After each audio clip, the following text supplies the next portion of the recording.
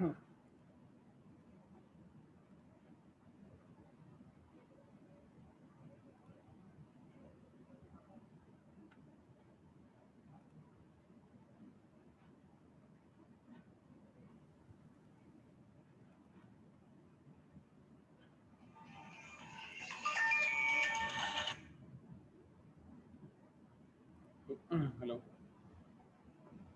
हाँ जी, सॉरी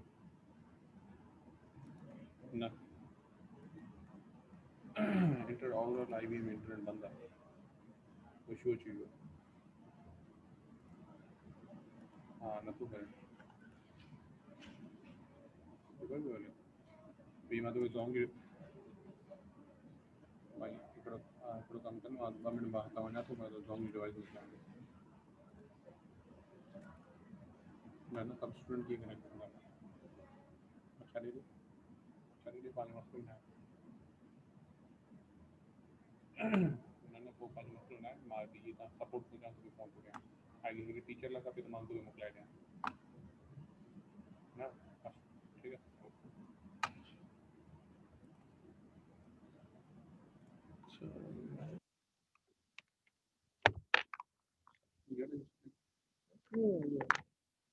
ये वाला भी ऑफ कर दो। कोई कोई सर ऐसे ही ऑन करना पड़ेगा। ठीक है सर, और कोई ठीक है सर, कोई इशू सर उसको कॉल कर लीजिए सर। अच्छा हाथ उठाएंगे वो नजर देख लेगा वहाँ से नहीं सर, उसको साइड पे बैठा हुआ तो कैमरा में नजर आ जाएगा। अच्छा ठीक है सर।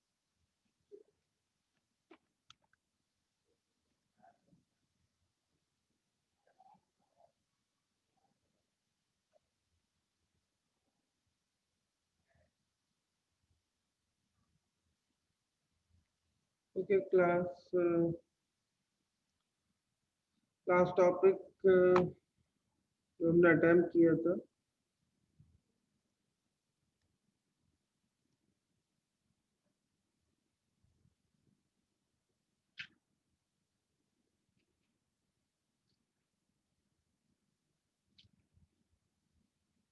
इंटरमीडिएट वैल्यू थ्योरम कल हमने अटेम्प्ट किया था, अगर आपको याद हो तो।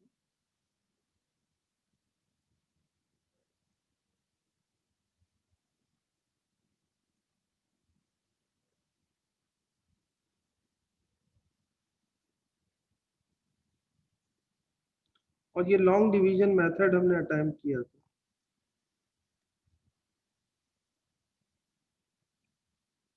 आइए एक प्रॉब्लम देखते हैं, that is synthetic division.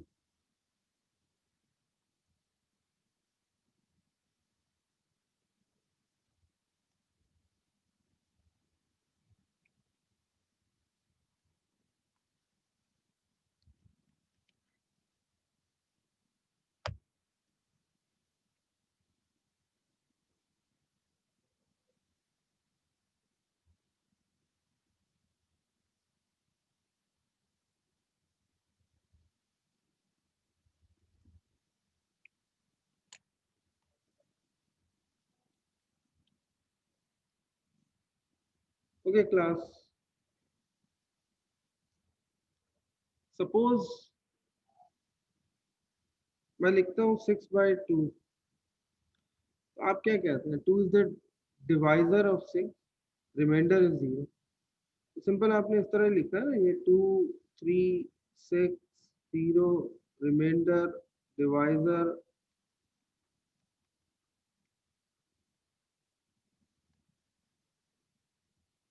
Dividend and that is quotient. ठीक है। तो अब ये कहते हैं कि अगर कोई पॉलिनोमियल एक्सप्रेशन है, if you have a polynomial expression p of x like x cube plus 3x square plus 5x plus 7, let's suppose, divided by x minus 1। तो अब इसका डिवीजन मैं जब परफॉर्म करूंगा तो वो डेफिनेटली इस तरह परफॉर्म करूंगा कि x minus 1 x cube plus 3x square plus 5x plus of 7। इस तरह से हम रखते हैं इसको, और फिर जब लॉन्ग टर्म से मल्टीप्लाई करेंगे तो आखिर में या तो कोई रिमाइंडर बच जाएगा या रिमाइंडर नहीं बचेगा कंप्लीट। हाँ, देखो इसको इस तरह करूंगा, एक्स स्क्वायर से मल्टीप्लाई करूंगा तो ये एक्स क्यूब हो जाएगा, ठीक है, माइनस ऑफ एक्स स्क्वायर हो जाएगा। अब इनको कैंसिल आउट करूंगा, नेगेटिव साइन हो जाएगी, positive sign 3x² plus x² that is 4x²। एक टर्म यहाँ से ले लूंगा 5x। अब इसको फिर मल्टीप्लाई करूंगा 4x से।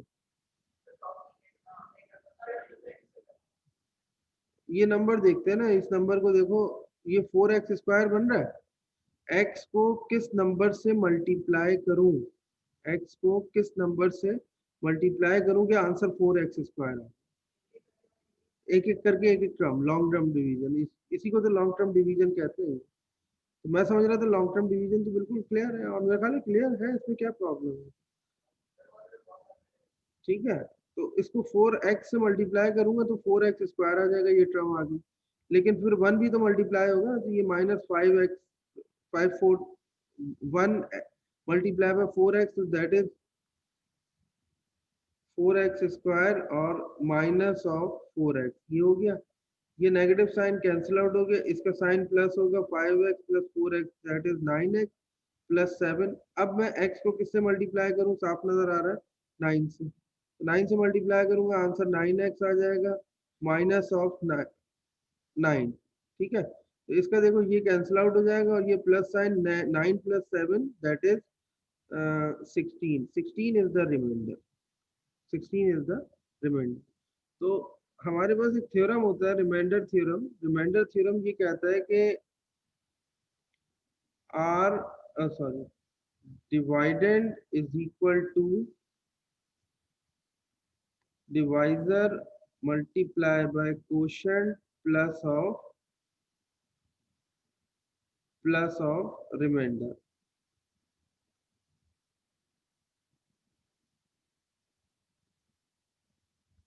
प्लस ऑफ रिमाइंडर, ठीक है। हमेशा ये थ्योरम जब हम अप्लाई करेंगे तो आपके पास डिवाइडेंड बराबर आना चाहिए divisor multiply by quotient plus of remainder के, ठीक है। अच्छा जनाब, अब हम आते हैं इस टॉपिक की तरफ, और यहाँ ये कहता है कि व्हाट इज सिंथेटिक डिवीजन। पहली चीज तो पूछ रहा है आपसे कि सिंथेटिक डिवीजन क्या होती है। Synthetic division is a shortcut that can be used when the divisor is a binomial in the form of x minus k। एक बाइनोमियल फॉर्म दी हो आपको where k is a real number. In synthetic division only the coefficients are used in the division process. सही, synthetic division के अंदर सिर्फ coefficient use होते हैं डिवीजन प्रोसेस में। अभी लॉन्ग टर्म डिवीजन में तो हम ये कर रहे थे ना कि पूरे पूरे टर्म्स इक्वलाइज कर रहे थे, यहाँ हम ये काम नहीं करेंगे। यहाँ हम एक ये लेते हैं, ये that is 5x² minus 3x minus 36। कहता है डिवाइड है x माइनस 3 से। एक चीज डिसाइड करो, फैसला करो। फैसला क्या करना है तुम्हें, ये फैसला करना है कि क्या ये इसका फैक्टर है, क्या ये इसका फैक्टर नहीं है। 6 divided by 5, 5 is the factor of 6 or not? 6 divided by 2, 2 is the factor of 6 or not? इसका मतलब ये हुआ हमें अभी नहीं पता, तो हम कहते हैं let x minus 3 is equal to 0, which implies that x is equal to 3। ठीक है, x अगर 3 के बराबर है तो मैं अब प्रोसीजर क्या करता हूँ, 3 को यहाँ रखता हूँ, और पहला कोफिशिएंट क्या है आपके पास 5 एज इट इज लिख लिया, दूसरा कोफिशिएंट क्या है -3 एज इट इज लिख लिया, कांस्टेंट क्या है -36 एज इट इज लिख लिया। ठीक है, लाइन ऑफ डिवीजन, पहला कोफिशिएंट यहाँ उतर गया। ये प्रोसीजर है synthetic division, as it is यहाँ पर लिख दिया। 5 मल्टीप्लाई बाय 3, क्या आंसर आ रहा है,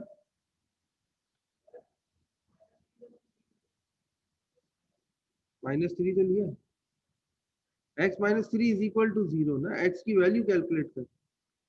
अच्छा, ये समझ में आ गया, 5 मल्टीप्लाई बाय 3। हमारे जो ऑनलाइन स्टूडेंट नजर आ रहा है उन लोगों को बात समझ में आ रही है। 5 multiply by 3 that is 15, 15 minus 3 that is 12, 12 3 the 36, 36 plus minus remainder कितना बच रहा है आगे। ये समझ में आ गया ना। अब इसका मतलब क्या हुआ, जो फैक्टर हुए ना इसके, वो बने आपके पास 5x प्लस 12। 5x, ये 5x प्लस 12, ठीक है। ये 5 था और ये 12 था। तो हमारा क्वाड्रेटिक एक्सप्रेशन शुरू कहाँ से हुआ था? हमारा शुरू हुआ था expression 5x square minus 3x minus 36, यहाँ से शुरू हुआ था।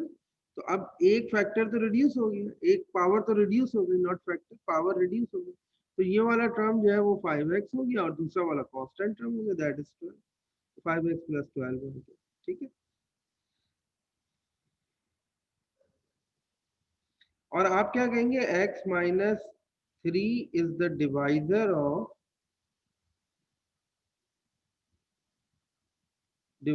ऑफ जो गिवन पॉलिनोमियल था आपके, 5x square minus 3x minus 36। Sir वो 36 किस तरह आया? 36 किस तरह आया? जी sir. 12 multiply by 3, 12 multiply by 3, that is 36। आई यहाँ लिखेंगे 5 से मल्टीप्लाई किया, 5 बाय 3 15, यहाँ लिख दिया। एडिशन कराएं, जो रिजल्ट आया उस रिजल्ट को फिर 3 से मल्टीप्लाई किया, 12 3 से 36, दोनों को। हाँ, अगर नहीं आता तो फिर उसके नतीजे में जो बचता वो रिमाइंडर हो जाता। जी बेटा। हाँ जाहिर है, तभी तो वैल्यू निकलेगी ना फैक्टर की, third degree polynomial equation.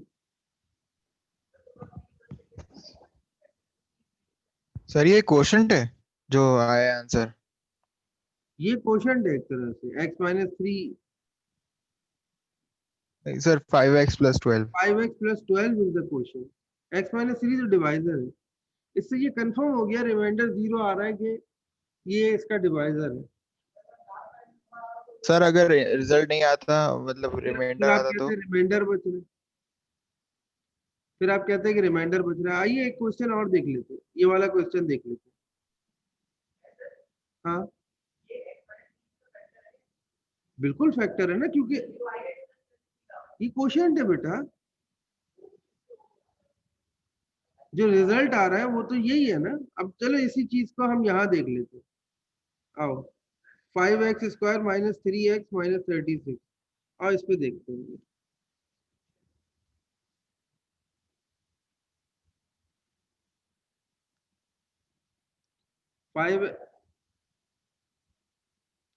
5x square minus 3x minus 36, यही था ना। और डिवाइड किससे हो रहा है? x माइनस 3 से। आओ देखिए इसको वेरीफाई करें। अरे वाह, इधर देखो, 5x स्क्वायर 5x से मल्टीप्लाई करूंगा, x multiply by 5x, that is 5x square. आगे 3 multiply by 5, that is minus 15x, ठीक है। सब्ट्रैक्ट हुआ, cancel out, sign plus 15x minus 3x, क्या बच रहा है? 12x। अगली टर्म कौन सी है? माइनस 36। x को किस नंबर से मल्टीप्लाई करूंगे? 12x आ जाए, 12 से मल्टीप्लाई किया, आंसर क्या आ गया? 12x। 3 multiply by 12 minus 36, cancel out, cancel out, remainder क्या बच गया? जी बेटा।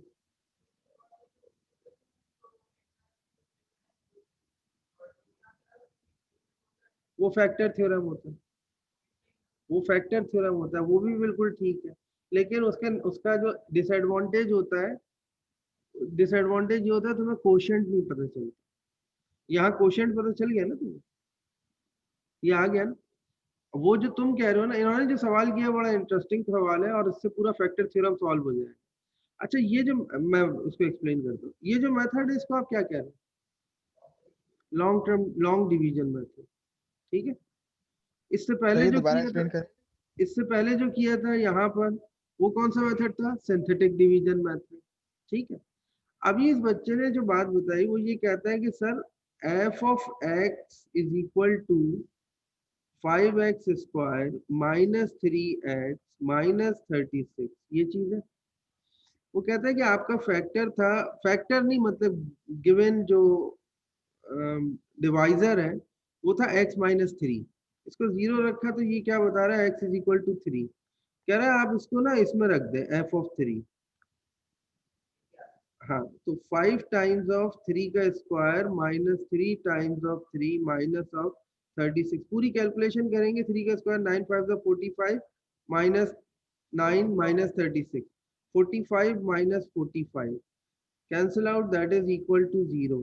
अब आप एक क्लेम करेंगे, क्लेम आपका ये होगा कि x minus 3 is the divisor of given polynomial because the remainder term is 0।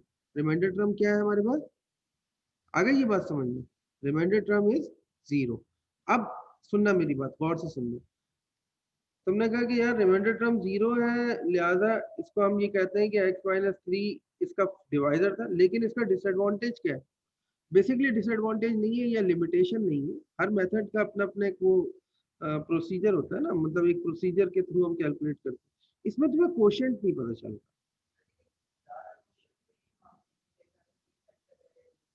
तो फिर वहां मेंशन कर देते हैं, वो ये बता देते हैं कि you have to use the remainder theorem, ये बता देते हैं लॉन्ग डिवीजन मेथड, या बता देते हैं फैक्टर थ्योरम। फैक्टर थ्योरम कह देंगे तो आप ये यूज कर लेंगे, और इसमें क्वोशिएंट आपको नहीं पता चलेगा, क्वोशिएंट इग्नोर हो जाएगा। ठीक है, तो ये प्रोसीजर। जी सर बता। आपने ये लॉन्ग डिवीजन मेथड में ये माइनस 3x माइनस 15x में प्लस 12x क्यों लिखा, माइनस 12x क्यों नहीं लिखा, माइनस 18x क्यों नहीं लिखा? दोबारा बताइएगा आपने क्या सवाल किया है? सर ये जो लॉन्ग डिवीजन में माइनस 3x माइनस 15x है, तो इसका हाँ, आंसर तो माइनस 18x आएगा ना, तो आपने प्लस क्यों लिखा है? इन साइन रिवर्स होते हैं ना बेटा, अगर ये साइन रिवर्स नहीं करता तो ये 5x स्क्वायर कैंसिल कैंसिल होता है, ये भी प्लस है ये भी प्लस है, तो हम साइन रिवर्स करते हैं हमेशा। इसी तरह ये माइनस 3x है तो ये माइनस 15x, तो ये वाला जो साइन होता है ना ये साइन रिवर्स हो जाता है प्लस में, वरना तो कैंसिल आउट ही नहीं होगा ना कभी। अच्छा सही सही, thank you sir. Okay class,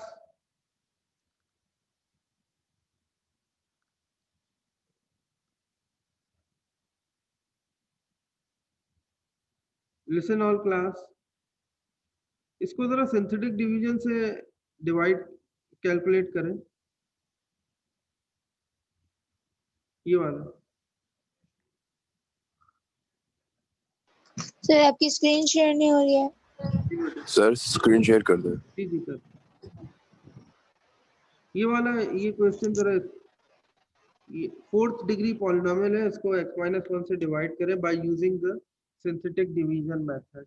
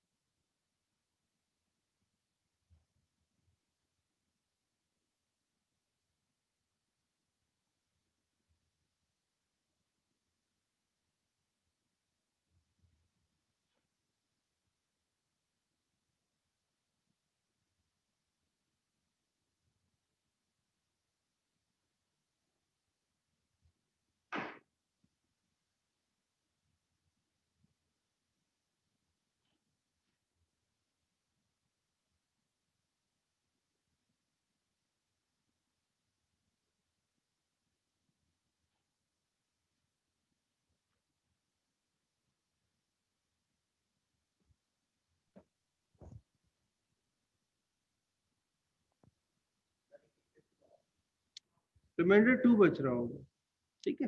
आपने x minus 1 is not the factor of 4th degree polynomial, ठीक है। हमारे ऑनलाइन स्टूडेंट्स ने, उन लोगों ने भी अटेम्प्ट किया होगा। रिमाइंडर 2 बच रहे हैं सर। रिमाइंडर 2 बच रहा है, ये देखिए, अच्छा हाँ, ये एक इम्पॉर्टेंट पॉइंट है, इसको लिखने का तरीका समझते हैं फिर क्या होगा। -9x³ बेटा, स्क्वायर नहीं, 4 डिग्री, फोर्थ डिग्री पॉलिनोमियल है ना, फोर्थ डिग्री पॉलिनोमियल है, तो वो -9x³ से शुरू होगा, 1x² आएगा, फिर 8x आएगा, फिर +8 आएगा, एंड 2 इज द रिमाइंडर। तो अब देखो 2 डिवाइडेड बाय जो डिवाइजर था वो, अरे यार ये है ना +8 ये वाला, भाई देखो, हाँ ना, ये देखो ना, ये जो आंसर आ रहा है ये क्यूब का है बेटा। देखो sir long degree of division कर सकते पॉलिनोमियल क्या थी, 4 थी ना। तो जब ये डिवाइड हुआ, तो डिवाइड होने के बाद वो आपसे कहता है कि ये जो डिग्री ऑफ पॉलिनोमियल है -9 पहली, तो ये -9x³ होगा, क्योंकि फोर्थ डिग्री एक डिग्री कम से शुरू होता है, प्लस ऑफ 1x तो x², प्लस ऑफ 8 तो इसका मतलब है 8x, प्लस ऑफ 8 ये आ गया। अब मसला यह है कि ये एक रिमाइंडर बचा हुआ है ना, तो +2 डिवाइडेड बाय, डिवाइजर क्या था तुम्हारे पास, x-1 था ना। हाँ अब समझो ना ये बात, भाई बात यह है कि तुम्हारे पास डिवाइजर तो बच रहा है ना, इसका मतलब हुआ ये फैक्टराइज तो नहीं हो रहा पूरा पूरा कंप्लीट। अब ये 2/x-1 मैंने लिखा, अब सुनो मेरी बात, इसके नीचे क्या है, 1 है ना यार, तो एक फैक्टर ये और एक फैक्टर ये, तो आंसर क्या है, x-1। x-1 को वापस इस चीज से मल्टीप्लाई कर दो, मालूम है क्या चीज आ जाएगी, पॉलिनोमियल आ जाएगा, और वो किससे डिवाइड हो रहा है, x-1 से। तो यही चीज तो हम शो करना चाह रहे हैं कि वो डिवाइड होता रहे, डिवाइड में लिखा रहेगा, लेकिन वो डिवाइजर उसका फैक्टर नहीं है, डिवाइजर उसका फैक्टर नहीं है। अब समझ में आई बात, इसको देखो, इससे इससे कंफर्म करो, 9/6 नहीं कट रहा ना, लेकिन अगर हम इस तरह लिखते हैं, 3 बचेगा या नहीं बचेगा, समझ में आ रही बात। तो इस तरह से हमने ये चीज देखनी थी, आगे देखते हैं। सर ये डिवाइजर फैक्टर नहीं है, इसका क्या मतलब हुआ? अभी तो बताया मैंने बेटा, देखो मेरी बात सुनो, 9/6 लिखा है, 6 इज द डिवाइजर। 6 क्या चीज है बेटा, मैंने कहा 6 क्या चीज है, आपने अभी सवाल किया था, मैं आपसे पूछ, डिवाइज डिवाइजर, डिवाइजर सर। डिवाइजर है 9 और 6, 6 1 6, 3 बच रहा है, सर 3 इज द रिमाइंडर, ठीक है, 3 यस रिमाइंडर सर। बच रहा है, तो ये बात प्रूफ हो रही है कि 6 is the divisor, but it is not a factor. 6 is the divisor, but it is not a factor. Factor. अच्छा, 9/3, 3 3s are 9, 0, रिमाइंडर क्या आ रहा है, 0। 3 is the divide, is not only the divisor, 3 is also the factor of 9, 3 factor भी है 9 का, तभी तो reminder 0 आ रहा है, ये मकसद है, यस सर। ठीक है। Listen all class, the volume of a rectangular solid is given by the polynomial, ये polynomial है, इससे वॉल्यूम कैलकुलेट हो रहा है। वॉल्यूम बेसिकली बराबर होता है length into width into height के, ठीक है, लेंथ विड्थ हाइट तीनों चीजें दी हुई हैं, यहाँ ये कहता है the length of the solid is given, ये पॉलिनोमियल है, ये वॉल्यूम कैलकुलेट हो रहा है, यानी v is equal to 3x4 - 3x³ - 33x² + 54x, ये वॉल्यूम है, ठीक है। भाई ये जो 3 डायमेंशनल ऑब्जेक्ट तुमने बनाया है, ये कोई वॉल्यूम ऑक्यूपाई कर रहा होगा ना, तो कितना वॉल्यूम ऑक्यूपाई कर रहा है वो बता रहे हैं, ये वॉल्यूम ऑक्यूपाई कर रहा है, ठीक है। लेंथ क्या है 3x, विड्थ क्या है x - 2, हाइट क्या है नहीं मालूम, यहाँ बताई नहीं है। फाइंड द हाइट, हाइट मालूम करनी है। Find the height T of the solid. अब गौर से देखना, तुम करते हो कि वॉल्यूम बराबर है length into width into height, जैसे मैंने अभी बताया है, ठीक है। वॉल्यूम की जगह तुमने वॉल्यूम का फॉर्मूला जो गिवन है पॉलिनोमियल वो रख दिया, लेंथ की जगह तुमने 3x रख दिया, ये गिवन थी यहाँ पर, ये देखिए length is 3x and width is given by x minus 2, width की जगह x माइनस 2 रख दिया, हाइट नहीं मालूम उसकी जगह h रहने दिया, ठीक है। अब ये दोनों फैक्टर 3x और x माइनस 2 मल्टीप्लाई हो रहे हैं, 3x और x माइनस 2 मल्टीप्लाई हो रहे हैं। नहीं नहीं नहीं, सुनो, इस तरह नहीं करेंगे हम, ये कहेंगे 3x multiply by x minus 2 multiply by h divided by 3x, इसको डिवाइड कर रहा हूँ 3x से, बता रहा हूँ ना। देखो तुम्हारे पास फैक्टर बनेगा 3x को अगर तुम x माइनस 2 से मल्टीप्लाई कर दोगे तो 3x स्क्वायर माइनस 6x बनेगा। This is not a linear factor, ये लीनियर फैक्टर नहीं है। जब लीनियर सर हम फैक्टर, सिंथेटिक डिवीजन से नहीं निकालेंगे एक बार? अगर सिंथेटिक से भी निकालोगे तो तुम्हें कोई एक टर्म चाहिए होगी ना, जबकि तुम अगर इसके साथ मल्टीप्लाई करते हो तो ये तो क्वाड्रेटिक फैक्टर आ गया ना, क्वाड्रेटिक वैल्यू लीनियर वैल्यू तो नहीं है, जब नहीं है तो फिर वो डिवाइड नहीं कर पाएगी उसको।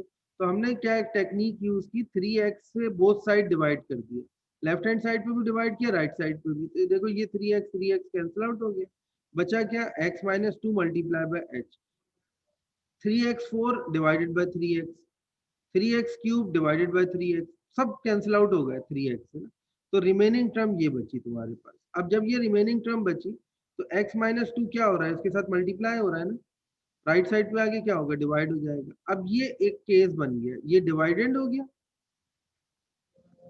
और ये डिवाइजर हो गया। डिवाइडेंड बाय डिवाइजर क्या करूं, सिंथेटिक डिवीजन अप्लाई कर सकता हूं, रिमाइंडर थ्योरम अप्लाई, कोई सा भी कर सकता हूं, रिमाइंडर थ्योरम अप्लाई कर सकता हूँ, फैक्टर थ्योरम अप्लाई कर सकता हूँ, कोई प्रॉब्लम ही नहीं। बस क्वाड्रेटिक नहीं है, ये तो क्यूबिक है।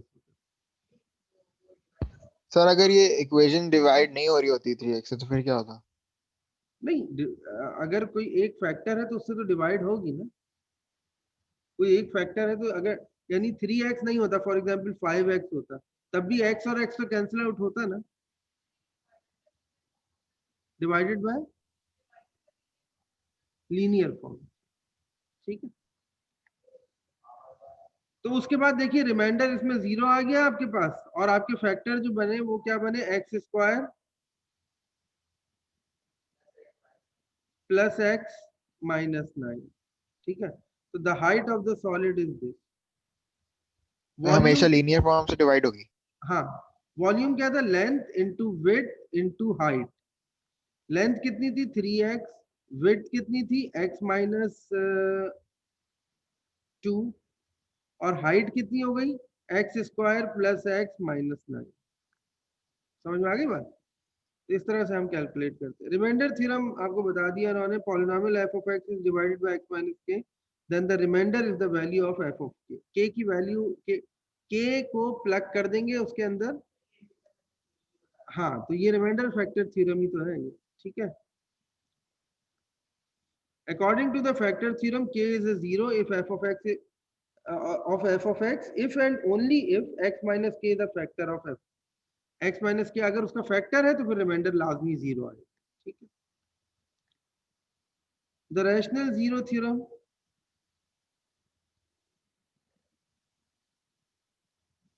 अच्छा एक मिनट में एक चीज देख लूं,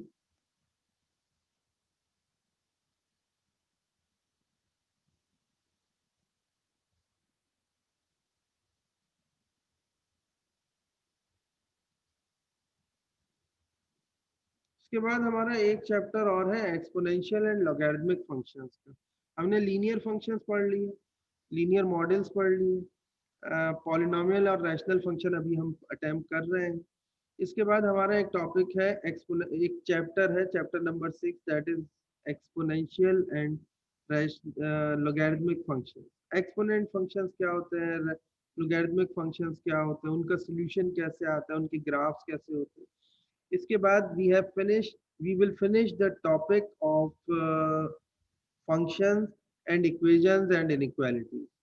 6 चैप्टर कंप्लीट हो जाएंगे। ये समझ लें अगर मिड टर्म वाला हमारा तरीका होता, अरे सुन तो लो, अगर हमारा मिड टर्म वाला प्रोसीजर होता तो हम समझ लें कि आधा काम कंप्लीट कर चुके, लेकिन अब जाहिर है मिड टर्म तो हमें कंडक्ट करना नहीं है, तो हम 50% कोर्स नेक्स्ट क्लास तक इंशाल्लाह कंप्लीट कर लेंगे। उसके बाद जो नेक्स्ट क्लासेस होंगी उसमें हम ट्रिग्नोमेट्री पढ़ेंगे, ठीक है। ट्रिग्नोमेट्री के बाद चैप्टर नंबर 11 जो स्टार्ट होगा, चैप्टर नंबर 11 वो लास्ट चैप्टर होगा, और उसमें हम पूरा अलजेब्रा और ट्रिग्नोमेट्री का समीशन देखेंगे, यानी कॉम्प्रिहेंसिव होगा। यार नेक्स्ट इसमें बड़ा मसला आ रहा है कॉलेज अलजेब्रा में, लगातार कोई तीसरी छुट्टी है मेरे साथ। एक चहलुम की आई थी, एक शाह अब्दुल लतीफ भटाई की छुट्टी आई थी, नहीं ली थी ना, तुम लोगों ने मना कर दिया था चहलुम में जाना है, ठीक है। तो बिलाल ने मेरे ख्याल में कहा था कि चहलुम में जाना है मुझे। हाँ अच्छा जनाब, तो रैशनल, हाँ मैं ये बता रहा था कि हमारा इंशाल्लाह नेक्स्ट टॉपिक हमारा लॉगरिथमिक फंक्शंस का है, एक्सपोनेंशियल एंड लॉगरिथमिक फंक्शंस का। उसके बाद हम ट्रिग्नोमेट्री स्टार्ट करेंगे। आइए ये देख लेते हैं रैशनल जीरो थ्योरम क्या चीज है। The rational zero theorem states that, rational zero theorem ये बता रहा है कि अगर पॉलिनोमियल इस तरह से है, ये है, ठीक है, हैज इंटीजर कोफिशिएंट, इसके कोफिशिएंट्स जैसे ये है ना, मिसाल के तौर पे 5x5 for example plus 8x cube plus 3x square. तो अब ये जो कोफिशिएंट है, ये कोफिशिएंट क्या है, पॉजिटिव है ना। The rational theorem zero theorem states that if the polynomial has integer coefficient then every rational zero of f of x has the form of p upon q, where p is the factor of constant term a naught and q is the factor of leading coefficient। यानी मकसद बता रहा हूँ मैं क्या है, वो कह रहा है कि अगर ये जो कोफिशिएंट है ये पॉजिटिव है तो हर रैशनल जीरो का मतलब क्या होगा, जैसे तुम्हारे पास ये फैक्टर है ना कोफिशिएंट, ये जो कोफिशिएंट है ये किसी ऐसे नंबर से डिवाइड होगा कि आपका जो फैक्टर बन रहा होगा उसका p अपॉन q की फॉर्म में आप उसको लिख सकेंगे। और a naught and q is the factor of the leading coefficient. When the leading coefficient is 1, the possible rational zeros are the factors of the constant term. अगर ये 5x5 नहीं है, सिंपल क्या है x5, तो लीडिंग कोफिशिएंट क्या बन रहा है इस वक्त, 1 बन रहा है। तो फिर वो कहता है कि ऐसी सूरत में जो पॉसिबल रैशनल जीरोस हैं are the factors of the constant term. इसको मैं उससे लेके समझाता हूँ, एग्जांपल से क्लियर हो जाए। अच्छा, fundamental theorem of algebra states that, अच्छा एक थ्योरम है fundamental theorem of algebra states that if f of x is a polynomial, कोई पॉलिनोमियल है फंक्शन, डिग्री क्या है greater than 0, n greater than 0। n greater than 0 का क्या मतलब है, x cube, x square, x1 कुछ भी हो सकता है, ठीक है। Then f of x has at least one complex zero, इसका कोई ना कोई एक कॉम्प्लेक्स रूट आएगा। ये जो जीरो की बात करता है ना, ये रूट की बात है बेसिकली। तो ये बता रहे हैं ना कि अगर कोई पॉलिनोमियल है तो उसका एक कॉम्प्लेक्स रूट आएगा आपके, एटलीस्ट एक कॉम्प्लेक्स रूट। नहीं ऐसा नहीं है,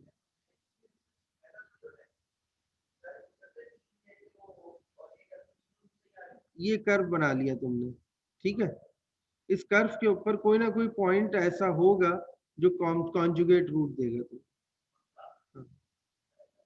बेटा थ्योरम है ये, आगे हम देख लेंगे इसको। where c1 c2 c3 are the complex numbers, therefore f of x has n roots if we allow for multiplicity। Multiplicities यानी जो उसके रूट्स आएंगे उनको उनकी मल्टीप्लिसिटी को, यानी नंबर ऑफ रूट्स कितने हैं उस लिहाज से हम ऑब्जर्व करेंगे। Complex conjugate theorem, linear factorise कर दें, अगर लीनियरली फैक्टराइज कर दें, हम फैक्टर बना लेते हैं ना, अभी जैसे सिंथेटिक डिवीजन से भी हमने फैक्टर बनाए थे, तो अगर हम फैक्टर बना लें तो वो कहता है will have the same number of factor as its degree, जितनी डिग्री होगी उतने फैक्टर बनेंगे उसके। अगर क्यूब डिग्री है तो कितने फैक्टर बनेंगे, X minus A, X minus B, X minus C, ठीक है, 3 कॉन्जुगेट। एक रूट जो है वो क्या होगा, जो सबसे कॉम्प्लेक्स जीरो होगा, वो वन कॉम्प्लेक्स रूट होगा, एटलीस्ट वन कॉम्प्लेक्स रूट होगा। अभी प्रॉब्लम से देख लेते हैं ना, जो सॉल्व प्रॉब्लम है उसमें देख लेते हैं। Using the linear factorization theorem to find a polynomial with given zero.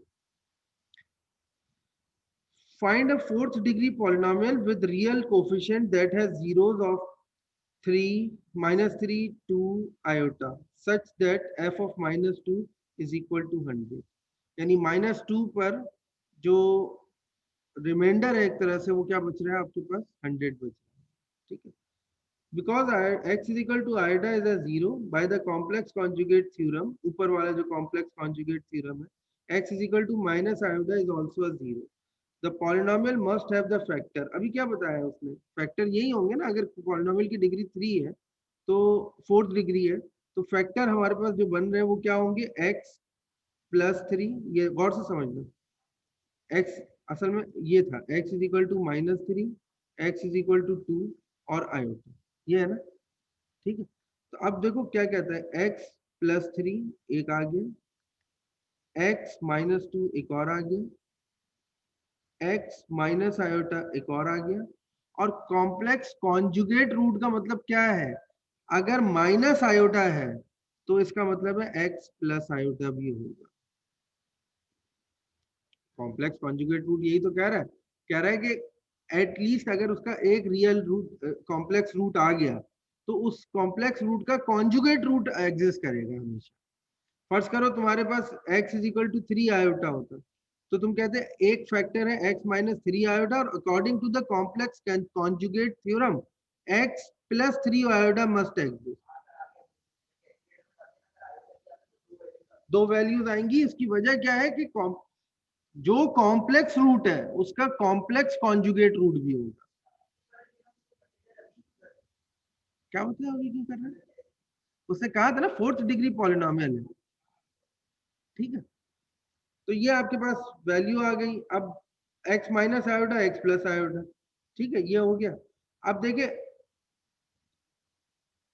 a times of, ये देखो a times of x plus 3, x minus 2, x minus iota, x plus iota. अब इसको पूरे को मल्टीप्लाई कर दूंगा, ठीक है, x प्लस 3 और x माइनस 2 को, x minus iota x plus iota, x square minus iota square, x square minus of iota square का मतलब क्या होता है, -1, तो ये क्या बना, x स्क्वायर प्लस 1, ठीक है।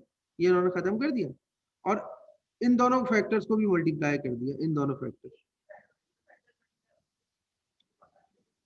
अब कोफिशिएंट तो हमें लिखना होगा ना, लीडिंग कोफिशिएंट। अब देखो ना हो क्या रहा है, a times of x4 plus x cube something, ये बन गया आपके पास f ऑफ x। अब हमें क्या मालूम करना है, we need to find a to ensure f of -2 100 के बराबर आ रहा है, गिवन कंडीशन ये है, ये दी हुई है, ठीक है। f ऑफ -2 100 के बराबर आ रहा है, सब्स्टिट्यूट करो, -2 उठाओ और इसके अंदर फैक्टर वैल्यू के अंदर रख दो, and f of 2 is equal to 100,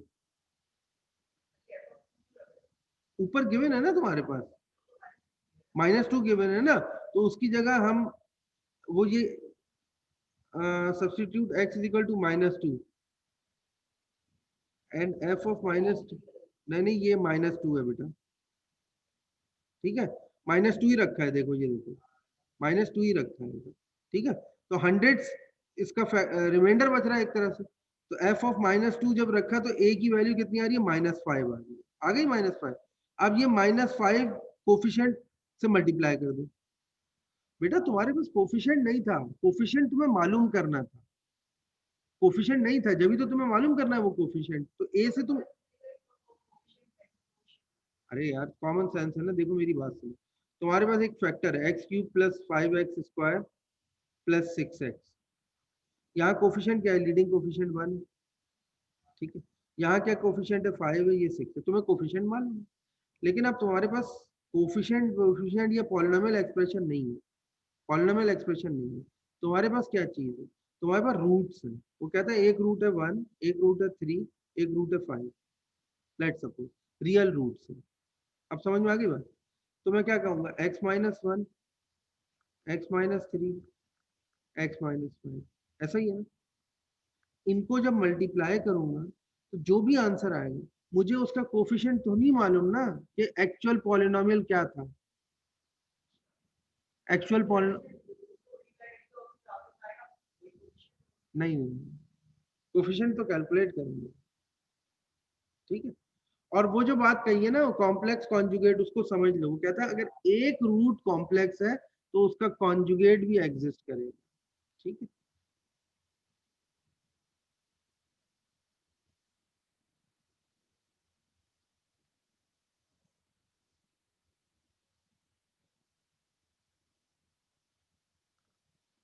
rational function क्या है, पी अपॉन क्यू की फॉर्म में जब भी लिखेंगे तो वो रैशनल फंक्शन होगा। जब भी पी अपॉन क्यू की फॉर्म में लिखेंगे that will be the rational function.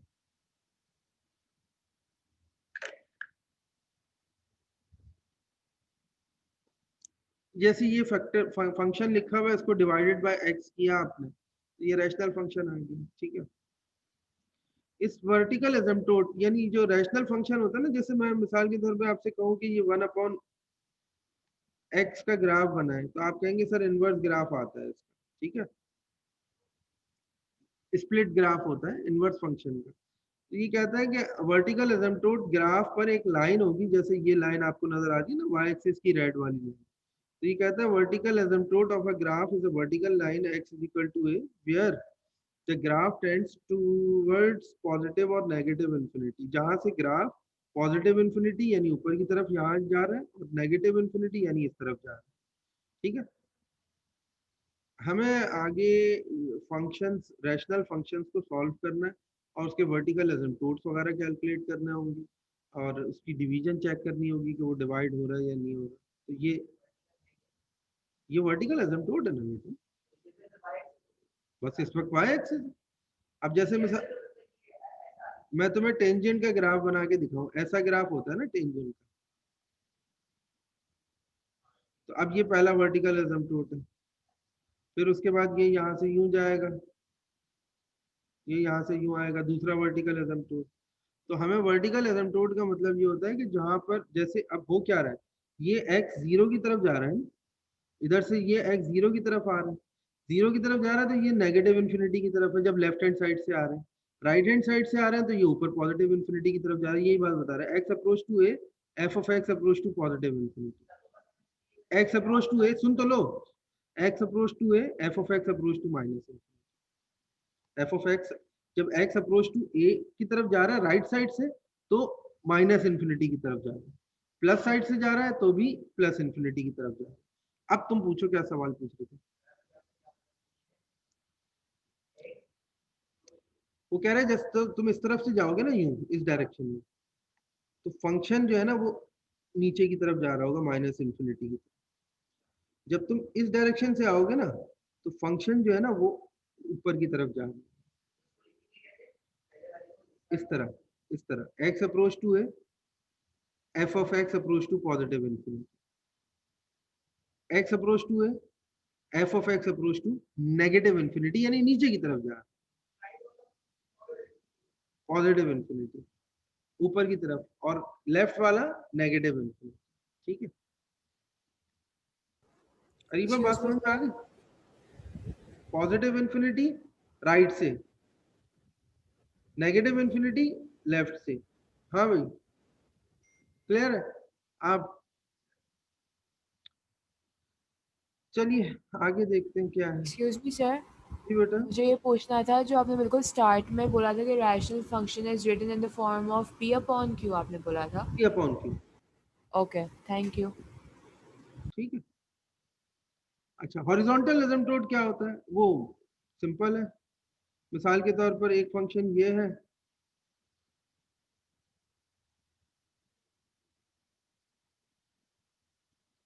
ये अगर बनेगा इस तरह, या इसको देख लो, ये देखो, ये बनाया हुआ, देख रहे हो। तो ये जो लाइन है ये हॉरिजॉन्टल एसिम्प्टोट, और इसमें ये कहता है जैसे जैसे x इन्फिनिटी की तरफ जाएगा या x माइनस इन्फिनिटी की तरफ जाएगा, x फंक्शन किस तरफ अप्रोच करेगा, b की तरफ, किसी एक पॉइंट की तरफ, जैसे ये इस वक्त 2 की तरफ अप्रोच कर, ठीक है। तो ये हॉरिजॉन्टल एसिम्पटोट है, बस इसको थियोरेटिकली समझ लो। Find the domain of a rational function. Listen all class, ये एक चीज समझा देता हूँ खाली, x+3 ओवर x² माइनस 9। तुम्हें पता है इसकी डोमेन क्या है? इसकी डोमेन सब हो सकती है, हर चीज हो सकती है सिवाय x is not equal to 3 and -3। वजह क्या है? x+3 ओवर x² माइनस 9 का मतलब ये है x-3 x+3। डिनोमिनेटर। देखो अगर 3 रखता हूं तो ये 0 हो जाएगा और डिनोमिनेटर में 0 आता ही अनडिफाइंड हो जाएगा। -3 रखता हूं तो ये 0 हो जाएगा और डिनोमिनेटर में 0 आता ही पूरा फंक्शन अनडिफाइंड हो जाएगा। तो आप पता है उसको क्या लिखेंगे? आप सुनने, इस तरह लिखेंगे x belongs to all real number, x belongs to all real number except x is equal to plus minus 3. The domain of the function is all real number. तो मैंने उसको मैथमेटिकल नोटेशन में एक्सप्रेस कर दिया।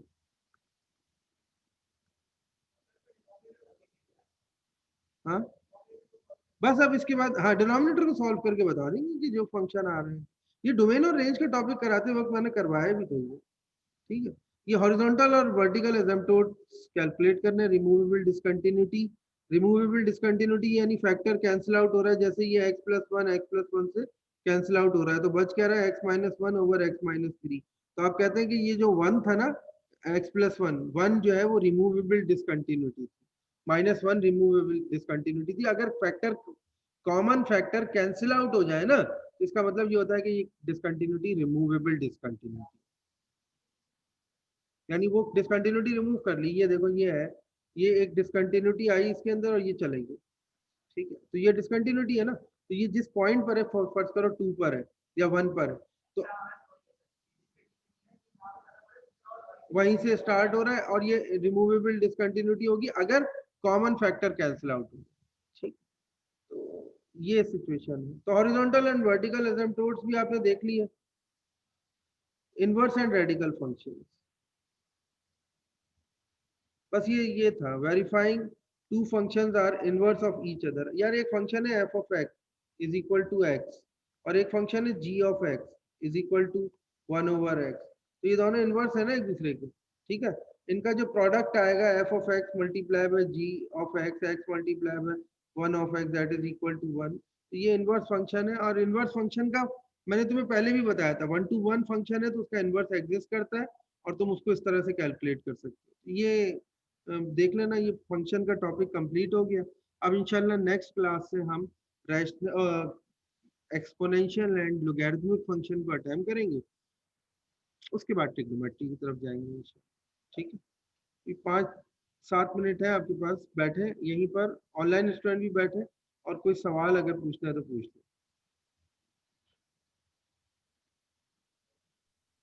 Sir vertical एसिम्पटोट दोबारा समझा दें sir. Share कर रहा हूँ एक स्क्रीन,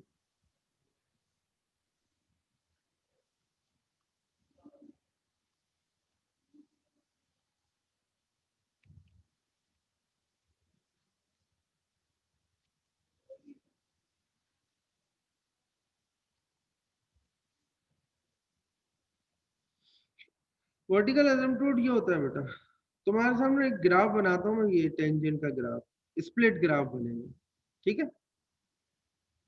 एक इस तरह का बनेगा, एक वर्टिकल लाइन ड्रॉ करते हैं जो दोनों फंक्शंस के, स्प्लिट फंक्शंस के साथ पैरेलल चल रही होगी लेकिन इंटरसेक्ट नहीं करेगी, इस लाइन को हम वर्टिकल एसिम्पटोट कहते हैं। फिर इसी तरह देखो ये ग्राफ और ये ग्राफ, फिर एक वर्टिकल लाइन जो इन दोनों पार्ट्स के साथ पैरेलल चल रही होगी लेकिन इंटरसेक्ट नहीं करेगी, ठीक है।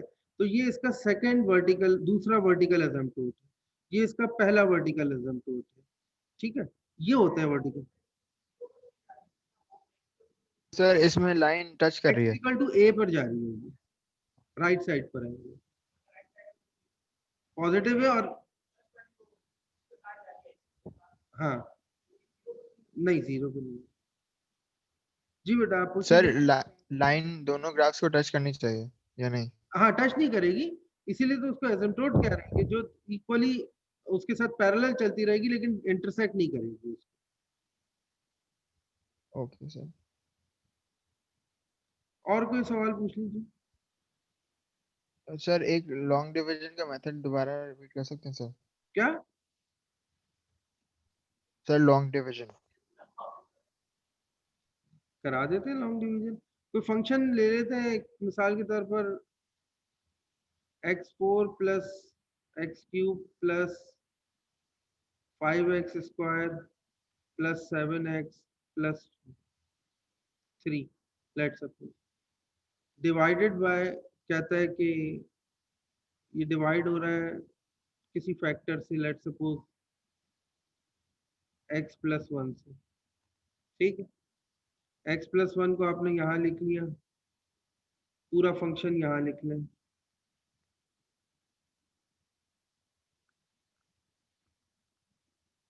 x4 लाने के लिए x को किस नंबर से मल्टीप्लाई करें? आपने जिन्होंने सवाल पूछा है वो बताते जाए ना मेरे से। X cube. आंसर क्या आएगा? x4। लेकिन जाहिर है कंपलसरी होगा ये कि 1 को भी मुझे x क्यूब से मल्टीप्लाई करना पड़ेगा। तो ये आंसर क्या आ गया? ऐसा ही है ना, साइन रिवर्स सही में सर। ये कैंसिल, ये कैंसिल, ये वाली टर्म उतार लें यहाँ पे, 5x square plus 7x। x को किस नंबर से मल्टीप्लाई करूँ कि 5x स्क्वायर आ जाए? 5x। 5x स्क्वायर आ गया प्लस 1 भी तो मल्टीप्लाई होगा 5x। साइन रिवर्स हुए, कैंसिल आउट, साइन रिवर्स हुए 7x माइनस 5x, 2x बचा। ठीक है, प्लस 3 उतार लिया। x को किस नंबर से मल्टीप्लाई करूं कि 2x आ जाए? 2। 1 भी तो मल्टीप्लाई होगा, साइन रिवर्स हुए, साइन रिवर्स हुए, 3 minus 2, 1 is the remainder, 1 is the remainder, this is the quotient, this is the divisor and this is the divisor। आप समझ में आ गई बात? जी सर, थैंक यू ठीक सर। है, और कोई सवाल नहीं है तो फिर हम ऑफ कर देंगे। ठीक,